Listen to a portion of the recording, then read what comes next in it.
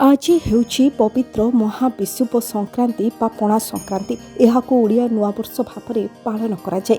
ଓଡ଼ିଆ ପରମ୍ପରା ଅନୁଯାୟୀ ଏହି ଦିନଠାରୁ ଓଡ଼ିଆ ନୂତନ ବର୍ଷର ଆରମ୍ଭ ହୋଇଥାଏ। ଏ ଦିନକୁ ହନୁମାନ ଜୟନ୍ତୀ ବୋଲି କୁହାଯାଏ।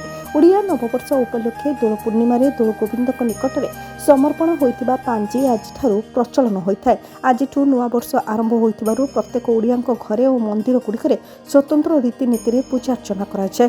ଓଡ଼ିଆ ପଞ୍ଜୀକରଣ ଗଣନା ଅନୁସାରେ ମହାବିଷୁବ ସଂକ୍ରାନ୍ତିକୁ ଓଡ଼ିଆ ବର୍ଷର ପ୍ରଥମ ସଂକ୍ରାନ୍ତି ବୋଲି କୁହାଯାଏ। ଏହାକୁ ମେଷ ସଂକ୍ରାନ୍ତି ବୋଲି କୁହାଯାଏ। ଆଜି ପ୍ରତ୍ୟେକ ଓଡ଼ିଆ ଘରର ତୁଳସୀ ଚଉରାରେ ସ୍ୱତନ୍ତ୍ର ପୂଜାର୍ଚ୍ଚନା କରାଯାଏ। ଓଡ଼ିଆଣୀମାନେ ଅଗଣାରେ ଥିବା ତୁଳସୀ ଚଉରା ଉପରେ ଛାମୁଣ୍ଡିଆ କରି ପଣା ଭର୍ତ୍ତି କରି ଏକ ଛୋଟ ମାଠିଆ ବା ଠେକି ରଖିଥାନ୍ତି।